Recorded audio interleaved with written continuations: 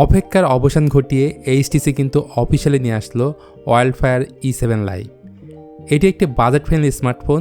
লো বাজেটের এই ফোনে পাচ্ছেন 6GB র্যাম এবং 128GB রম। ফোনটার প্রাইস হচ্ছে 12,999 টাকা। আর এই দামে কী পাচ্ছেন না সেটাই তুলে ধরবো আজকের ভিডিওতে। তো এই ফোনটা না কেনার পেছনে প্রথম যে কারণটা হতে পারে তা হচ্ছে এটার ডিসপ্লে। ফোনটার সামনে রয়েছে 6.74 ইঞ্চির একটা HD+ IPS ইনসেলের প্যানেল, যাতে 120 হার্জের রিফ্রেশ রেট আছে। রেজলিউশন হচ্ছে 720x1600 পিক্সেল। আর ওয়াটার ড্রপ নসের সাথে বেজেল এবং সিন এরিয়া অনেকটাই বড় দেওয়া হয়েছে। জানি এটা দেখার পর আপনার মনটাই হয়তো খারাপ হয়ে যাবে। আমার মনে হয় এটা নিয়ে তাদের কাজ করা আর একটু দরকার ছিল, যেহেতু এখন 2026 সাল, এখন আর কেউ এই ধরনের জিনিস দেখতে চায় না। আর এটা যেহেতু HD+ প্যানেল, সো অনেকের কাছে এর শার্পনেস কম মনে হবে। এখানে ফুল HD+ ডিসপ্লে থাকলে ব্যাপারটা অনেক ভালো হতো। অন্যদিকে এই ডিসপ্লের হাই ব্রাইটনেস মোড হচ্ছে 480 নিটস।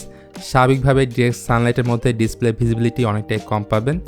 সো কাগজে কলমে এই ডিসপ্লেটা নিয়ে আমি মোটেও হ্যাপি না। তবে এই ফোনের ডিজাইনটা কিন্তু বেশ সুন্দর করছে। রিয়ার প্যানেলে এক ধরনের টেক্সচার দেখতে পাবেন। ফোনটার ওজনও যথেষ্ট লাইট ওয়েট, মাত্র 172 গ্রাম হচ্ছে এটার ওজন। যদিও থিকনেস তুলনামূলক একটু মোটা, 9.25 মিলিমিটার। ক্যামেরা আইল্যান্ডের মধ্যে থাকছে দুইটা ক্যামেরা ও একটি LED ফ্ল্যাশ লাইট। আমার মনে হয় এই ফোনটার ডিজাইন দেখে অনেকে এই ফোনটা কিনতে চাবেন। তবে আমি বলবো পুরো ভিডিওটা আগে দেখেন, তারপর না হয় ডিসাইড করেন। মোট দুটি কালার এই ফোনটা আপনারা পাবেন, একটা হচ্ছে গ্রে, অন্যটি গোল্ড। তাছাড়া সিকিউরিটি হিসেবে থাকছে সাইড মাউন্ট ফিঙ্গারপ্রিন্ট স্ক্যানার এবং ফেস আনলক। সেই সাথে সিম স্লটে আপনারা দুইটা ন্যানো সিম কার্ড প্লাস একটি মাইক্রোএসডি কার্ড একই সাথে ইউজ করতে পারবেন। বাট এই ফোনের মধ্যে নাই secondary noise cancellation mic, IR blaster sensor এবং ডুয়েল স্পিকার, যেটা এর থেকে কম বাজেটের ফোনে আমরা আজকাল দেখতে পাই। সো সাউন্ড কোয়ালিটি এবং কল কোয়ালিটির জায়গা থেকে বেশ খানিকটা পিছিয়ে থাকছে HTC।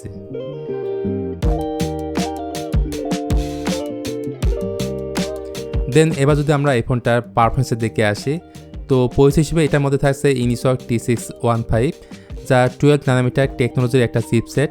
এর ক্লক স্পিড হচ্ছে 1.8 GHz।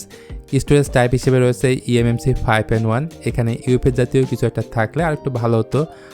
আন্তত এই ফোনটা স্কোর করছে 4 লাখ সামথিং। তো ডে টু ডে টাস্ক ভালো মতো এই ফোনটা সামলাতে পারবে, যেহেতু র্যাম আছে 6GB। আর কেউ যদি চিন্তা করে থাকেন এটা দিয়ে সেই লেভেলের গেমিং করবেন, ভাই ওই লেভেলের গেমিং তো হবে না। 2D টাইপের গেমগুলো ভালো মতো আপনি খেলতে পারবেন।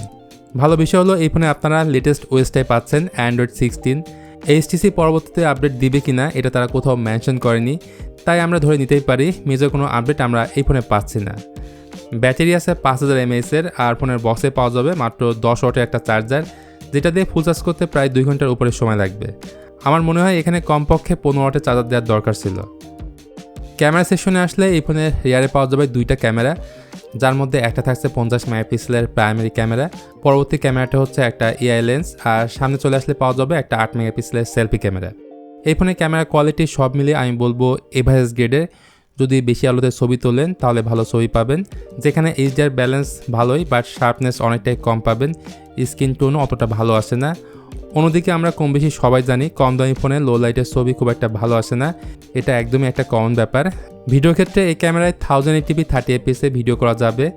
যারা এই 13,000 টাকার মধ্যে মোটামুটি ভালো একটা ক্যামেরা ফোন খুঁজছেন তারা এই ফোনটা নিয়েন না।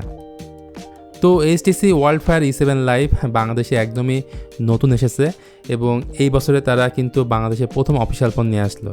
সো আশা করি সামনের দিনে তারা ভালো ভালো স্মার্টফোন এখানে লঞ্চ করবে।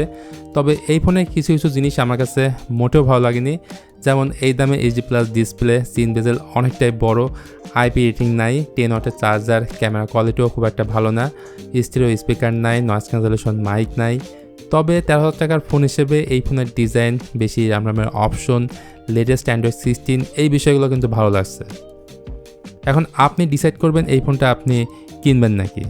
তো আজকের ভিডিওটা এখানে শেষ করতে হচ্ছে। ফোনটি বাজেট অনুযায়ী আপনার কাছে কেমন মনে হয়েছে সেটা অবশ্যই জানাতে পারেন কমেন্ট করে। ভিডিওটি ভালো লাগলে please hit the like button, share করতে পারেন আপনার বন্ধুদের সাথে।